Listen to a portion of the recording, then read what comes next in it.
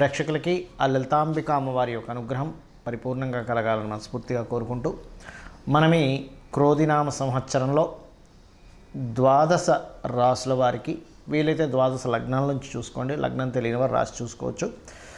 ఆదాయ వ్యయాలు ఎలా ఉన్నాయి, అదేవిధంగా రాజ్యపూజ్యము అవమానం ఎలా ఉంది, ఒకవేళ ఆదాయం తక్కువగా ఉంటే దాన్ని పెంచుకోవడం ఎలాగా, దానికి గ్రహస్థితి ఎంతవరకు మీకు సహకరిస్తుంది, మీరు చేసుకోవాల్సిన మంత్రం కానీ గోసేవ కానీ లేనట్లయితే దానం కానీ ఏమి చేసుకుంటే మీకు అభివృద్ధి ఉంటుంది అనేటువంటి విషయాలు మనం చెప్పుకుందాం. అయితే ఇక్కడ ఏంటంటే ఎప్పుడు కూడా ఈ సంవత్సర ఫలితాలు చెప్పేటప్పుడు ఆదాయ వ్యయాలతో పాటు గోచారంలో ఉండే మేజర్ ప్లానెట్స్ అంటారు.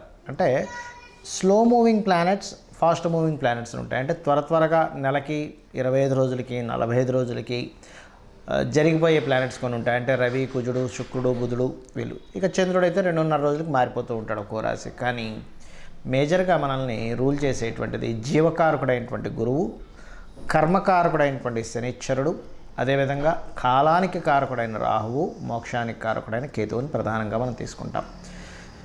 ఈ మోక్షానికి కారకుడైన కేతువు ప్రస్తుతం ఈ సంవత్సరం అంతా కూడా మనకి కన్యారాశిలో ఉంటాడు. కాలానికి కారకుడైనటువంటి రాహు మీనరాశిలోని, మరియు జీవకారకుడైన గురువు మాత్రం మే 2వ తేదీ వరకు మేషంలో ఉంటూ దాని తర్వాత వృషభంలోకి మారుతున్నాడు. ఇక శని భగవానుడు అయితే మారట్లేదు, కానీ మనకి జూన్ జూలై మాసాల నుంచి ఒక 4.5 నెలలు మాత్రం కొద్దిగా వక్రిస్తాడు. కుంభంలో ఉన్న శని వక్రిస్తాడు. అదేవిధంగా సెప్టెంబర్, అక్టోబర్, అంటే ఆల్మోస్ట్ సెప్టెంబర్ ఎండింగ్ అక్టోబర్ ఆ టైం నుంచి ఒక 4.5 నెలల పాటు గురువు కూడా వక్రిస్తాడు. సో మనం ఈ గ్రహాల యొక్క స్థితిని మరియు ఈ వక్రగతిని, ఈ మేజర్ ప్లానెట్స్ యొక్క స్థితిని, అదేవిధంగా వీటితో పాటు మనకి ఈ క్రోధినామ సంవత్సరంలో పర్టికులర్గా ఈ సంవత్సరం రాజు కుజుడైనందుకు, మరియు అదేవిధంగా కుజుడు సంచారం మనకి శనిని రాహుని కలుపుకొని వెళ్తున్నందుకు కూడా ఏం జరుగుతాయనేటువంటి విషయాలు కూడా నేను మీకు ఎండింగ్లో చెప్తాను. కాబట్టి మనం ఒక్కొక్కటి తెలుసుకొని ఆ అమ్మవారి యొక్క అనుగ్రహాన్ని పొందుదాం. మకర లగ్నము, మకర రాశి. లగ్నం తెలిసినటువంటి వారు లగ్నం చూసుకోండి, రాశి తెలిసినటువంటి వారు రాశి చూసుకోండి, తప్పేం లేదు. అయితే ఈ క్రోధినామ సంవత్సరంలో ఇక్కడ ఆదాయము, వ్యయము, రాజ్యపూజ్యము, అవమానం ఎలా ఉంది మకరం వారికైనా చూసుకుంటే 14, 3, 1 అండి. అంటే 14 ఆదాయము, 14 వ్యయము, రాజ్యపూజ్యం 3, 1 వ్యయం ఉంది, అవమానం ఉంది.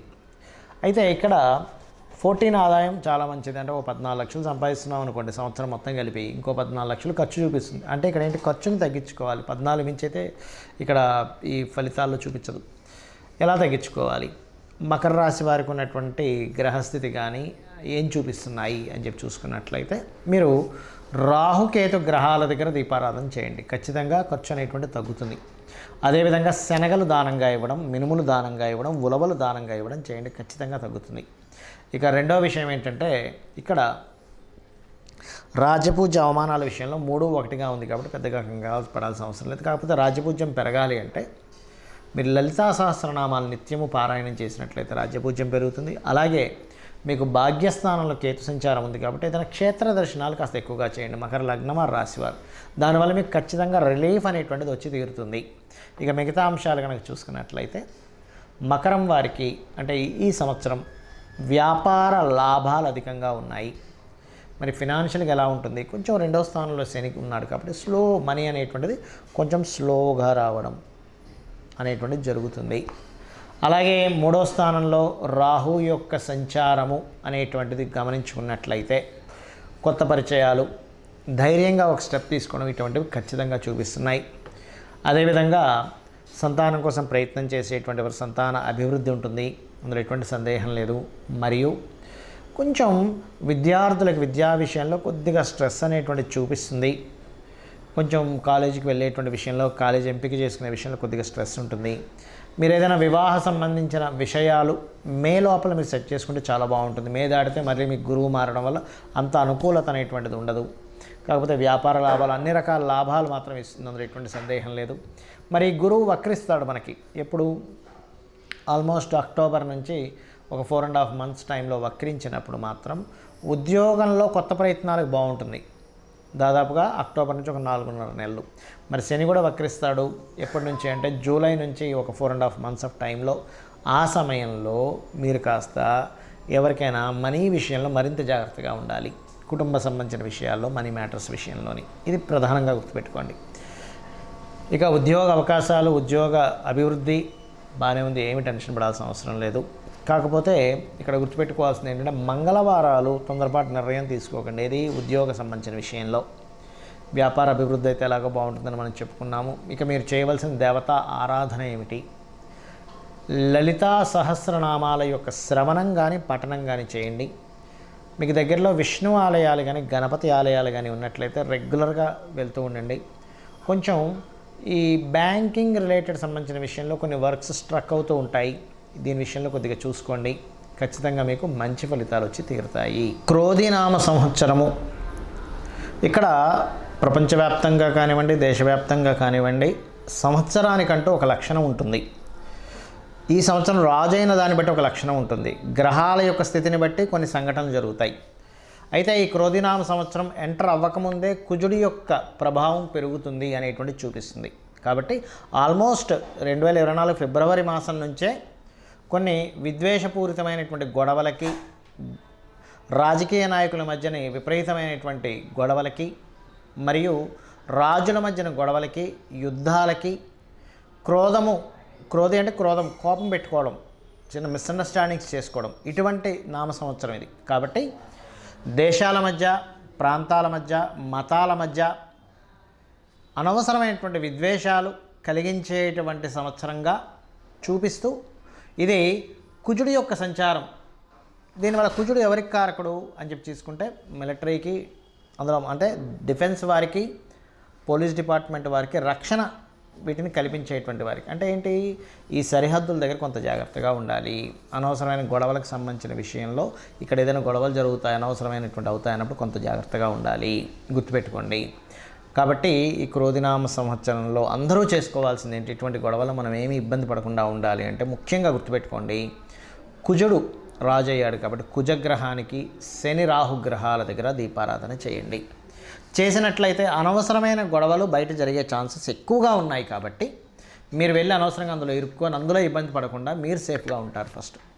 అదేవిధంగా రాజుల మధ్య, రాజకీయాల నాయకుల మధ్య, రాజ్యాల మధ్య గొడవలు జరిగేటువంటి ఛాన్సెస్ ఇప్పుడు ఉన్నాయి. కాబట్టి వేరే వేరే దేశాల్లో ఉండేటువంటి వారు కూడా కొంచెం ఏదైనా ఇక్కడ ఏదైనా యుద్ధం సంబంధించిన రాబోతుంది అన్నప్పుడు ఆ సరుకులు ఏవైనా మనకు చూడండి, కొంచెం యుద్ధ వాతావరణం ఉన్నప్పుడు బయటికి వెళ్ళలేని పరిస్థితి వచ్చినప్పుడు కొంచెం ఇంట్లో సరుకులు మనం స్టాక్ పెట్టుకుంటాం. ఇటువంటి విషయాల్లో చాలా అలర్ట్గా ఉండాలి. మొత్తం ప్రపంచవ్యాప్తంగా ఈ కాంబినేషన్ ఏర్పడుతుంది కావున. అలాగే మరొక విషయం ఏంటంటే ఇక్కడ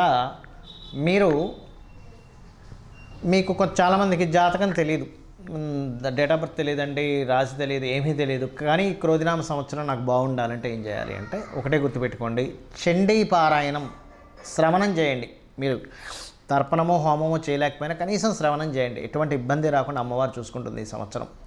రెండవది, మీకు దగ్గరలో గోశాల ఉన్నట్లయితే గోవులకి చక్కగా మీరు ఏం చేస్తారంటే ఏవైతే